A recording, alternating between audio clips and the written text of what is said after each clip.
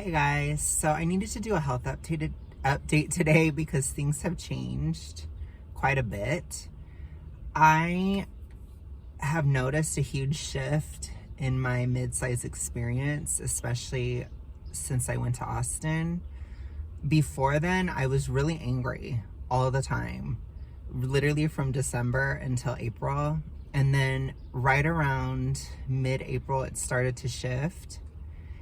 And especially in Austin, especially towards the end of Austin, it really shifted. And I think there were a few reasons for that. Some of them psychological, but some of them physical. And I want to talk more about some of the physical side. Some of the psychological side was just admitting how unhappy I've been and stuff like that, and just being more real about it. I think that really helped. But physically, I think what's been happening is I've been adjusting to testosterone being higher. And I think it finally hit because I was not angry anymore once I got back from Austin. Even when I was in Austin, it started to change, and I started to become like very melancholy mid and a lot more sad, and instead of angry. And so things have definitely changed. And I want to talk about like a lot of the steps I've been taking and where I'm at and my views on the mids. And I think basically what I think the real pathway out of it is. So basically,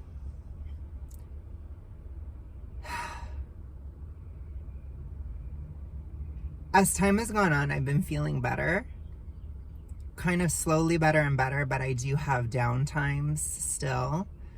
Like for example, I took a day off yesterday. I had done my rent. I had done a lot of stuff. I took the day off. I was really kind of sad just sitting still. I think my dopamine issues are getting better, but it's like a slow process. Like I told you guys, I felt like it would get better once I got out of obesity, but it would take months for it to actually pass. And so while I do think that the peak of those dopamine issues is over, it's still hard. Like I question, like, how did I used to sit at home so often? How did I used to like just play Sims or like do kind of these low-key activities? How did I get into TV shows and things like that? Like, how did I do this stuff prior? Because it's really hard for me to focus still. Like I had one night where I was watching two videos at once, talking to a friend on the phone and playing Sims at the same time. And I was like, that's not great, because I'm still struggling with the dopamine. I still need a lot of stimulation at a time of my life that is particularly boring, and especially being mid is boring. And that's tough. So all of that is still difficult for me, but it's not as bad. It's not as sharp. It's not so bad that I can't even like process, or like I can't even handle it. Like it was in March. It was just horrible in March. Like I think that was like the lowest point as far as my dopamine issues. It was terrible. Because I couldn't enjoy anything. Like at least with this, I can kind of enjoy things sometimes, you know, like I watch horror movies with a friend on the phone and stuff like that, and I am entertained while I do that, and it's fun, you know. Like me and my friend, we like to make fun of horror movies. We like to say like, oh, that's this person and that's you and that's that, you know. Like we like to kind of cast our movies ourselves, you know, and kind of stuff, and it's just fun for me to do that. It makes it like really fun. So I was just doing that kind of stuff, and then yeah, I still have a higher libido and stuff. I don't want to get too, you know, into that, but it's definitely still higher. Like my testosterone is a lot better. I can just tell, but it's more functional now. Also too, like I've been putting on hella muscle. So I need to talk about that too because of it. Because remember, whenever I talk about these things, especially from a hormonal perspective, I'm talking about it holistically. So it's like you have the higher sex drive plus you're building muscle. So I don't think people understand how much muscle I'm actually building. But I've been working extremely hard, like on my ass specifically, and I just maxed out the machine. So the machine I was doing, it's one where you have to kind of like lift up your body. I can't really do that, right? It's more like this, whoosh, like that. And then you have the added weight, and there's like a strap around your waist. I started doing that towards December because the machine was at my gym in December. Before December, my ass was like really going away, and it was really upsetting to me because I know this is kind of weird to say, and I don't know, whatever. People can judge me. I don't care. I know it's superficial, but I take a lot of pride in my ass. I've always had a big one. Always, my whole life. And I was losing it. You know, my ass was singing, "Stop, you're losing me," basically, towards November. And I was really unhappy about it. It was really bothering me. And so I did that other machine in December, but I still had to kind of coast. But once we got to spring and my testosterone was like getting more normalized and stuff, it was kind of a part of the process, especially in March. March is when I started really building again.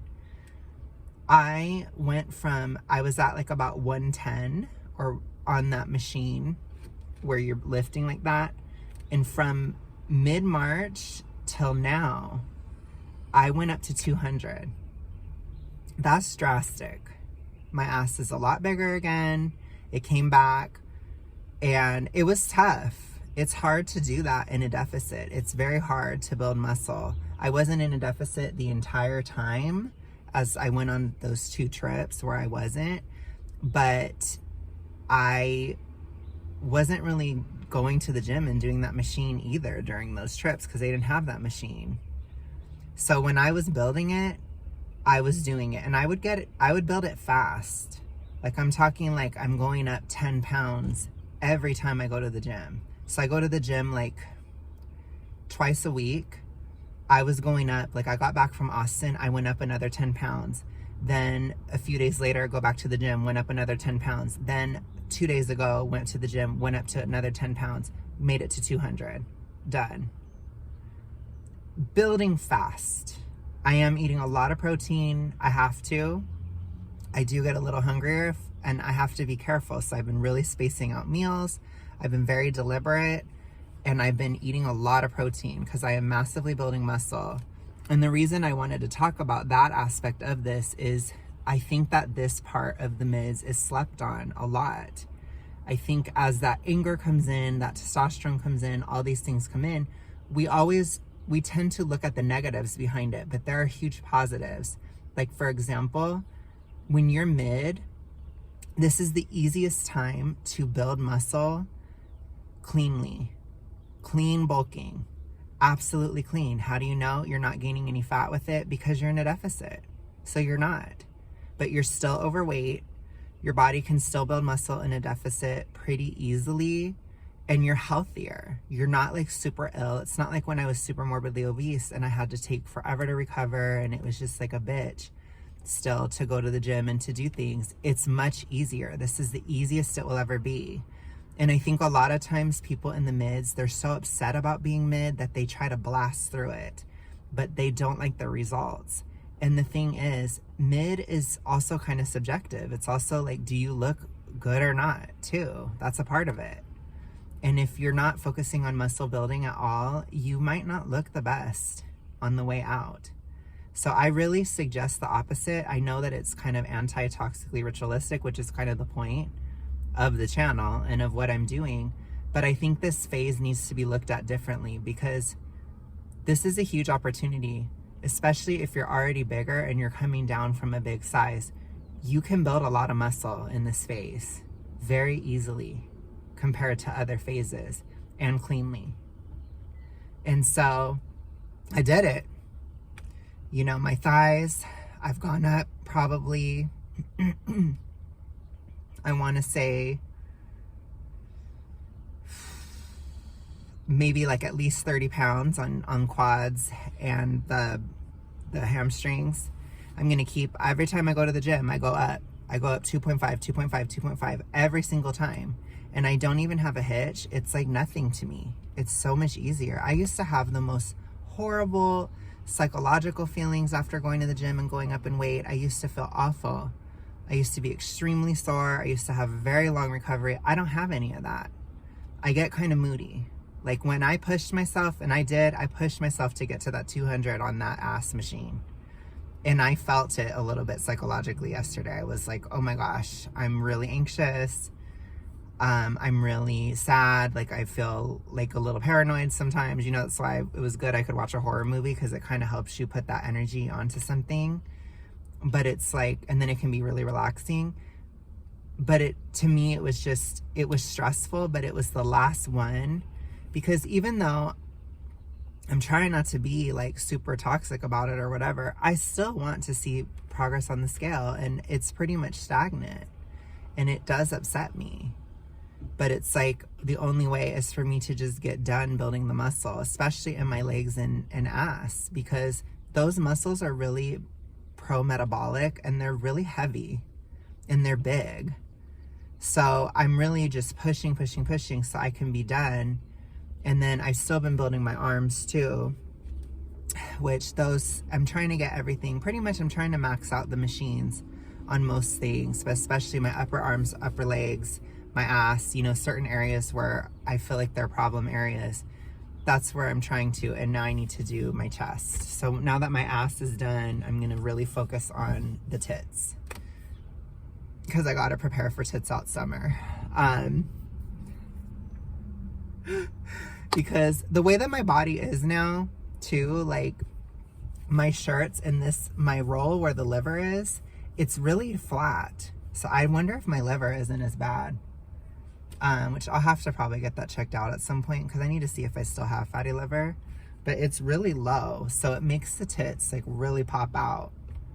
And I'm just like, whoa, you know? So I'm gonna have a tits out summer for sure, because they're out. And I wear clothes that fit. I'm not gonna wear a size too big and all that stuff. I don't play that game. So they're gonna be out. The girls will be looking everywhere this summer. So I want to prepare for that too. And so now that my ass is done, I want to really push that too, because I just don't give a fuck. And I think that's the most important thing. Like, I understand the need to try to be as small as possible and all this stuff, especially when you're like really, really huge. But when you're mid, you don't really have to do that anymore.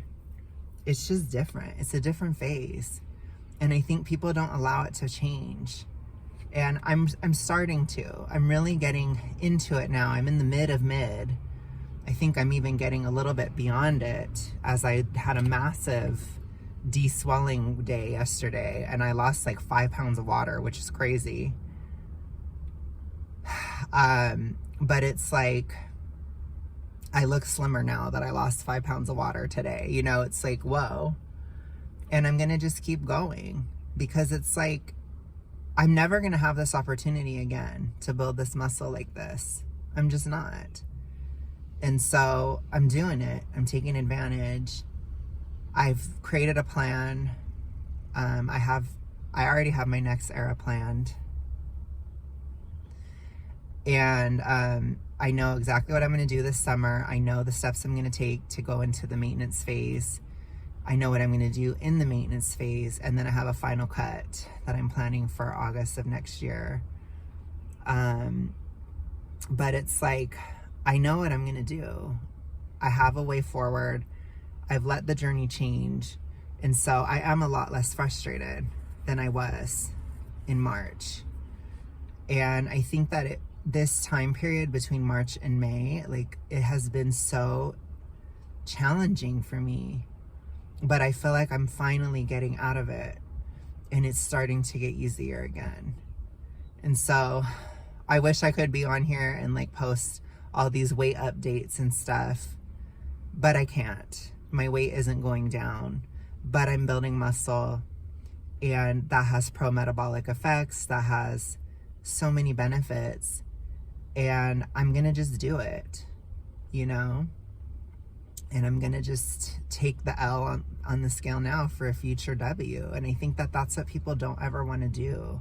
People are so focused on lose the weight first, then gain the muscle. Lose the weight first, then gain the muscle. But it's harder. It ends up taking longer. If you're already in the kind of ugly situation of being overweight, then use it. You're already there. And I try to tell you guys that all the time. Like, you use what you have at every step of the way. I already have the weight on me. I might as well use it to build muscle now that it'll be easier and quick, because that's lightning fast. With higher testosterone and all these things, it's lightning fast. And I've been able to stick to my deficit perfectly because I've timed my meals better. I massively increase protein on the day after the gym and stuff like that, and it really helps.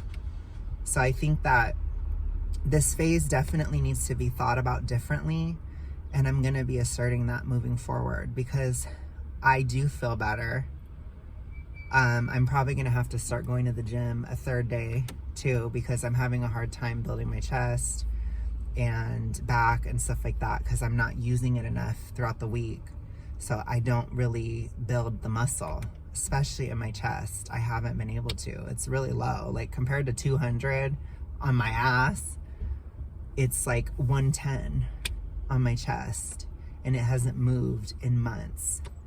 So it's like I have to like go another day and like work it out, probably Tuesday. So I'm probably gonna do like a mini workout on Tuesdays where I just do like chest, back, and abs. And I think abs you can just kind of always train, and I'm gonna try to really get those up too, because muscle is just so important. And build what your body will naturally build. People freak out about that. They're like, I don't know, and it's like, just build what your body will build and don't worry about it.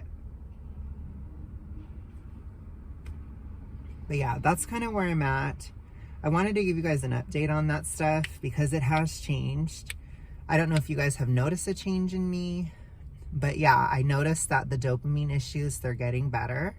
I do think I need another day at the gym though. I think that will help even more.